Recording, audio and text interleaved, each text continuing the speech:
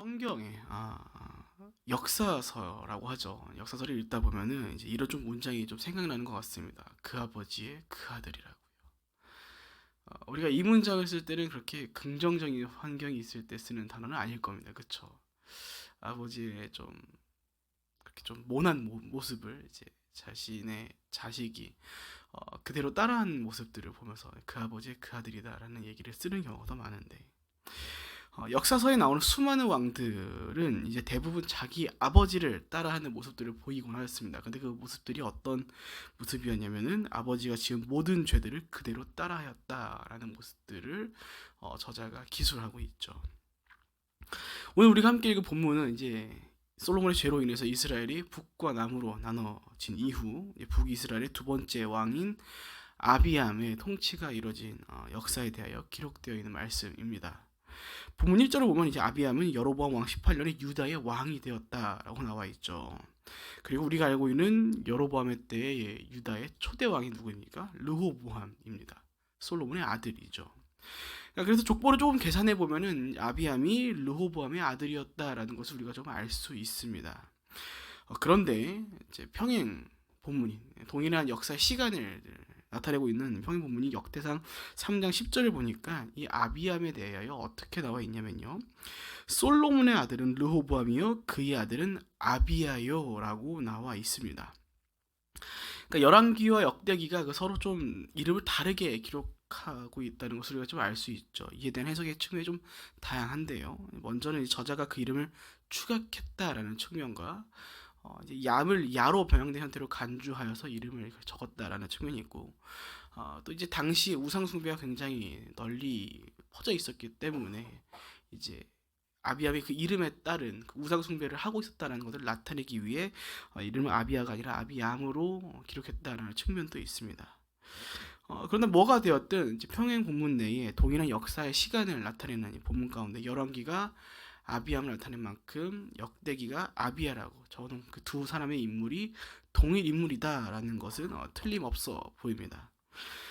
그런데 이런 아비아에 대하여 저자는 이제 어떤 사람으로 기록했는가 하면은 본문 1절 아버지가 지은 모든 죄들을 그대로 따라했습니다 라고 말하면서 아비암의 마음은 하나님 여호와 앞에 온전하지 못했습니다 라고 기록되어 있습니다.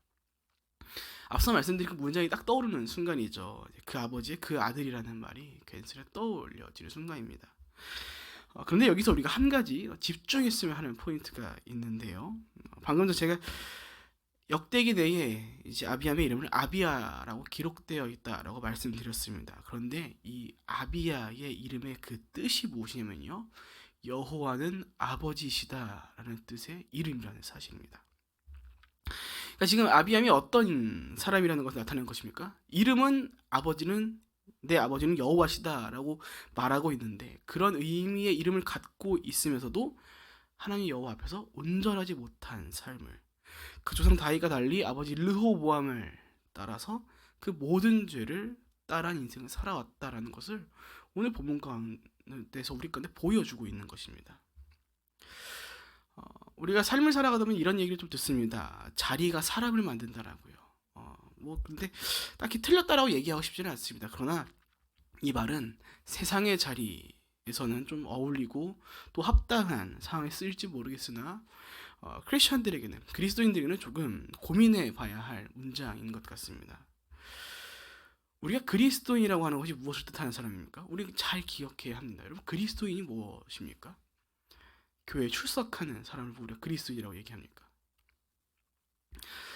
헬라어로 크리스티아노스 그 뜻은 그리스도에게 속한 사람이라는 뜻입니다.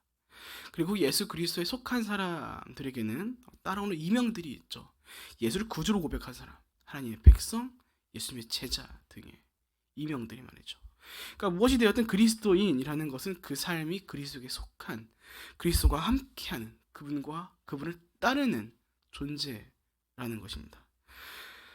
근데 정말 많은 경우에 참 속상하게도 이 그리스도인이라는 정체성을 정말 그저 교회에 출석하는 사람 정도로 인식하는 순간들이 너무나 많다라는 것이죠. 교회 다니면 저 사람 크리스찬이구나.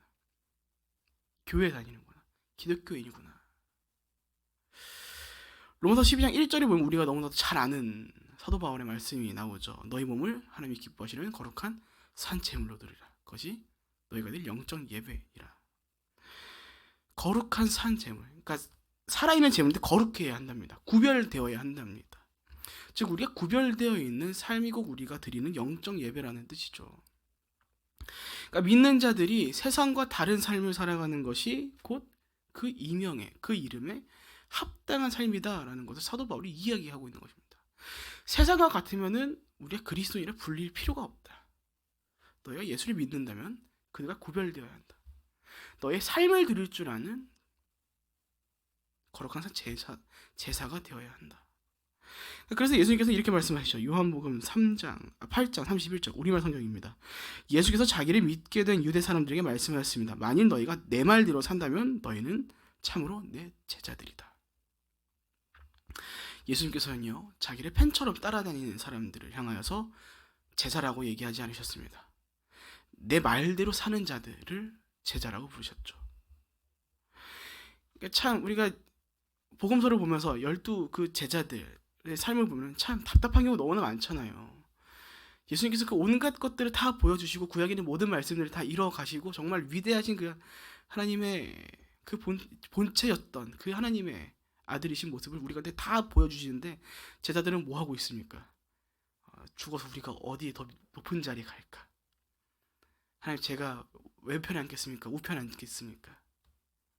이런 고민들을 하고 있는 모습들을 보면은 저게 제자라 불릴 만한 존재들인가 라고 생각해 볼 수 있는데 그럼에도 그들이 제자이고 사도라 불리는 이유는 그 예수님의 공생의 시간 가운데 보냈던 그 시간들을 통해서 그들이 예수 그리스도 높일 삶을 살았기 때문에 그들이 충분히 제자라 불리고 사도라 불리기 충분한 존재들이 되었다는 것이죠.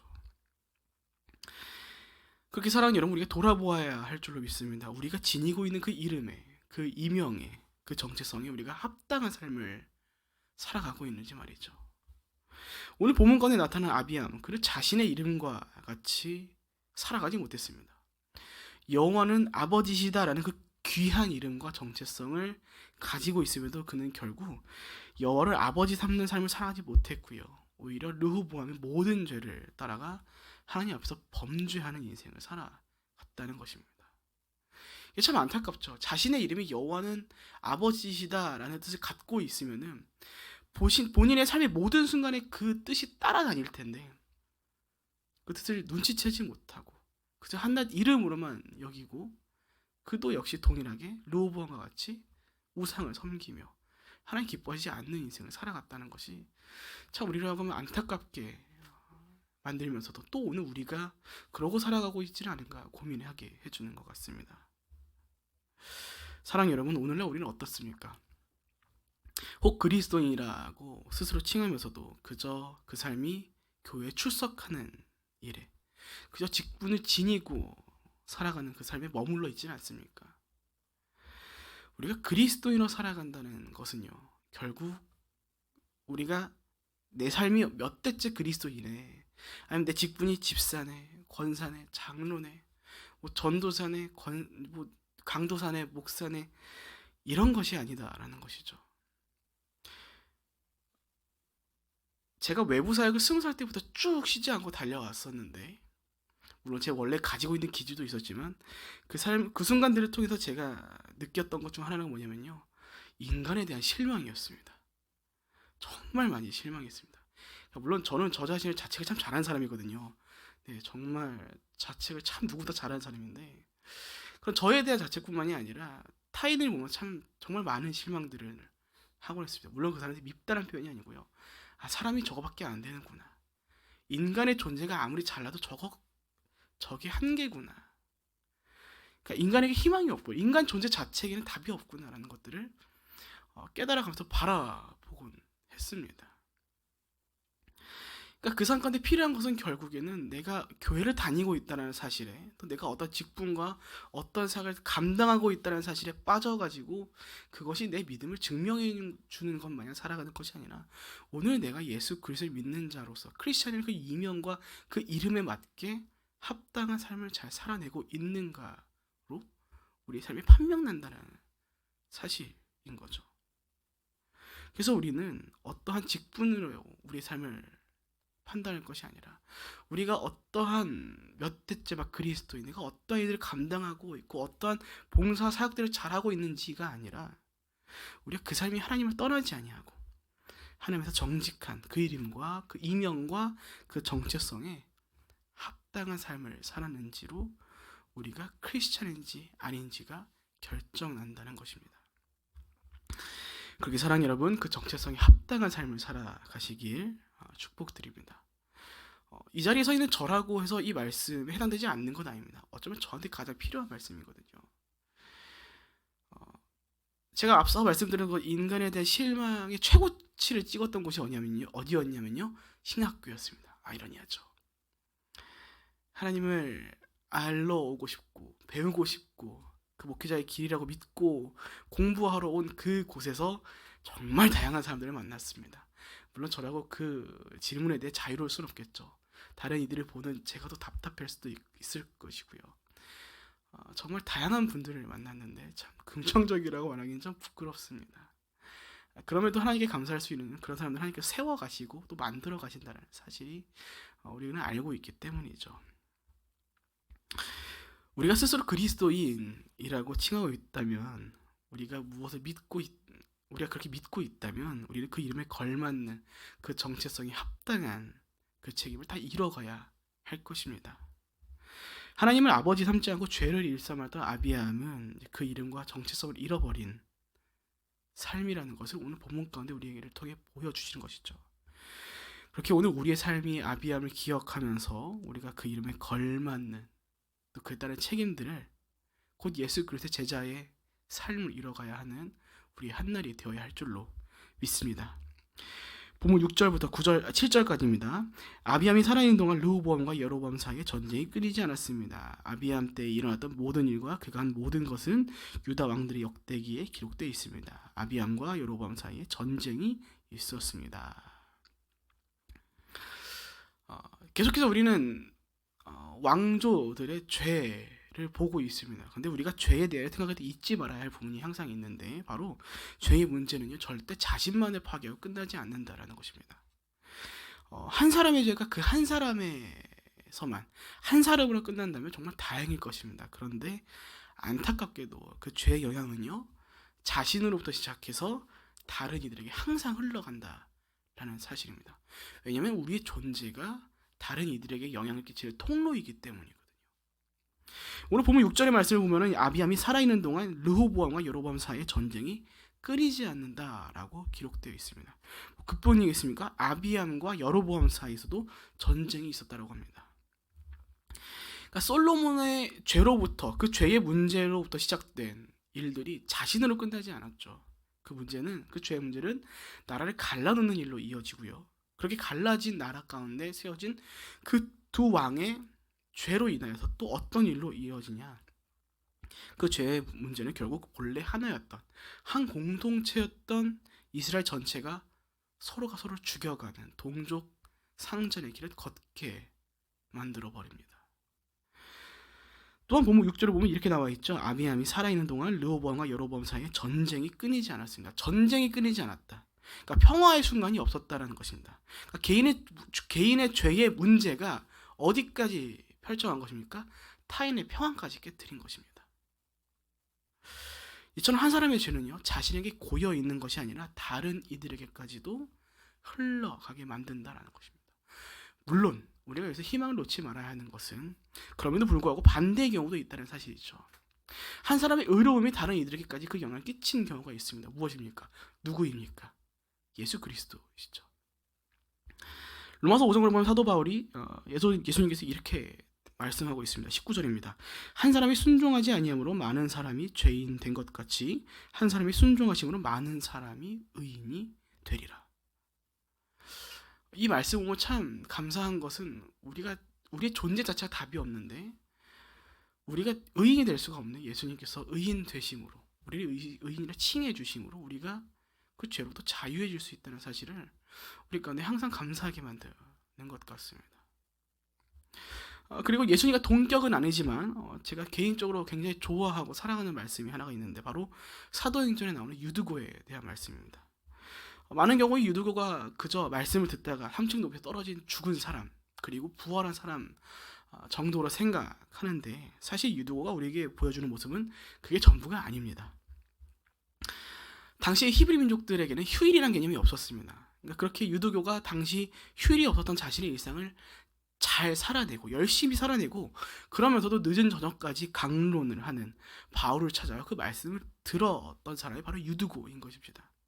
그러니까 그가 얼마나 말씀을 사랑했는지를 우리가 알 수 있죠. 여러분 상상해 보십시오. 지금처럼 주 5일째도 아니고요.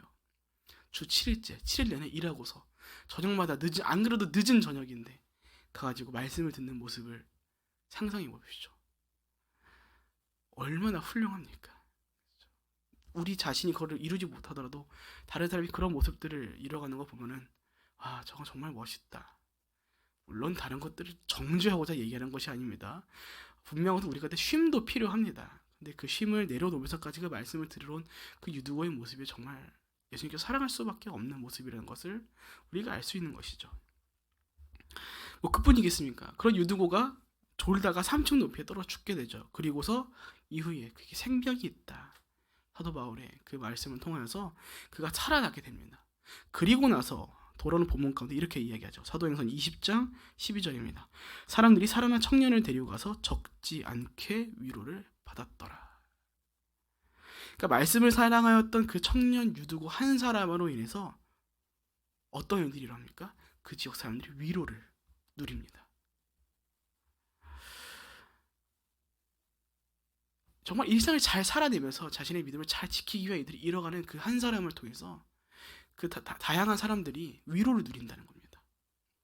뭔가 막 보여지는 일들이 화려한 일들은 아니어도요, 우리가 말씀을 사랑하고 예수 그리스도를 사랑하는 마음을 가지고 교회 안과 밖에서 우리가 제자된 삶을 살아가면요, 그 위로와 그 사랑과 그 격려가, 하나님의 은혜가 우리를 통해 흘러가기 마련이라는 것이죠.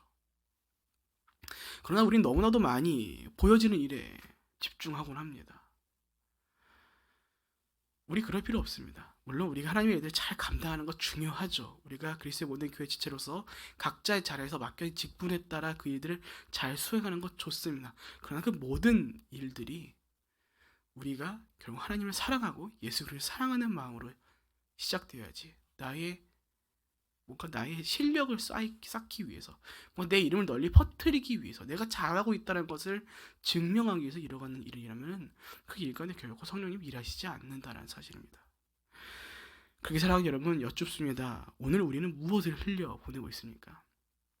우리의 죄로부터 시작된 죄 문제들입니까? 아니면 우리가 거룩하게 살아감으로 인한 하나님의 사랑과 은혜들입니까?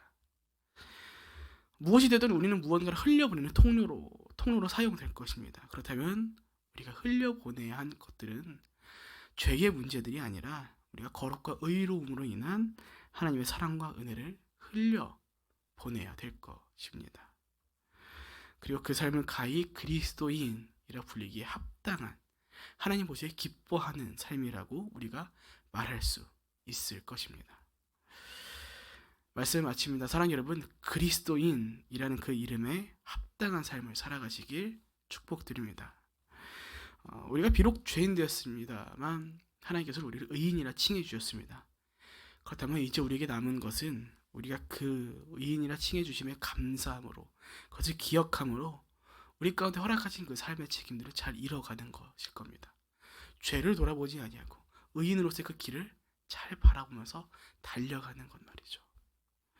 오늘 본문 가운데 나타난 아비암, 여호와는 아버지시다라는 그 이름을 가지고도, 하나님 나라의 백성이나 정체성을 가지고도 그는 자신의 이름에 합당한 삶을 살아가지 못했습니다. 그 삶은 결국 동족 상잔의 일로 이어졌으며 다른 이들의 평화를 깨트리고 수많은 자들이 아픔을 누리는 일들로 이어지게 만들었습니다. 그렇게 사랑하는 여러분, 부디 오늘 말씀을 기억하시면서 우리가 오늘 우리의 삶이 아비암과 같이 살아가는 것이 아니라 우리가 그리스도인이라는 그 이름에 합당한 삶을 살아감으로 우리가 죄의 문제들을 흘려보내는 것이 아니라 우리가 먼저 받은 그 하나님의 사랑을 우리 주변에게 흘려보냄으로써 그 그리스도의 사랑과 위로와 격려를 잘 흘려보내시는 그 이름에 합당한 삶을 살아가시는 저 여러분 모두가 되시길 주님의 이름으로 축복드립니다. 드립니다. 아멘. 기도하겠습니다. 살아계신 하나님 아버지, 원컨대 오늘 하루 우리가 그리스도인이라는 그 이름에 합당한 걸맞는 삶을 살아가길 소원합니다. 우리의 모습을 통하여서 하나님을 모르는 자들과 또 하나님을 아는 자들 모두가 우리가 예수를 따르고 있고 하나님 나의 아버지 되심을 선보여갈 수 있는 우리 하루가 되기 원합니다. 그렇게 주님, 오늘 우리 생각과 마음을 붙잡아 주셔서 우리가 오늘 아비안과 같이 자신의 이름에 걸맞지 않은 인생을 살아가는 것이 아닌 그 이름에 합당한 주님 나의 아버지 되시며 예수 그리스도 나의 친구이자 우리의 구주 되심을 우리가 말로만 전하는 것이 아닌 우리 삶의 행보로 그것들을 선보여 갈 수 있는 우리의 하루가 될 수 있도록 인도해 주시옵소서. 주님, 그렇게 각자의 우리 사랑하는 주의 백성들 한 사람 한 사람의 삶을 지켜주시기 기도합니다. 우리가 그리스도인으로 살아가기 위한 그 삶을 사단은 세상은 가로막을 것입니다. 수많은 것들로 우리를 유혹할 것입니다. 주님, 우리의 생각과 마음을 지켜주시어서 우리까지 다가오는 그 어려움과 그 유혹들 가운데 굴복하지 아니하고 우리의 믿음을 굳건히 붙잡아 우리가 오늘 하나님을 모르는 자들로 살아가는 것이 아닌 예수 그리스도를 믿는 자들로서 그 그리스도인의 이름에 어울리는 삶을 우리가 살아갈 수 있도록 인도하여 주시옵소서. 그렇게 오늘도 우리 가운데 깨닫게 하시고 인도하시고 동행하실 것을 믿고 감사하며 살아계신 예수님의 이름으로 기도합니다. 아멘.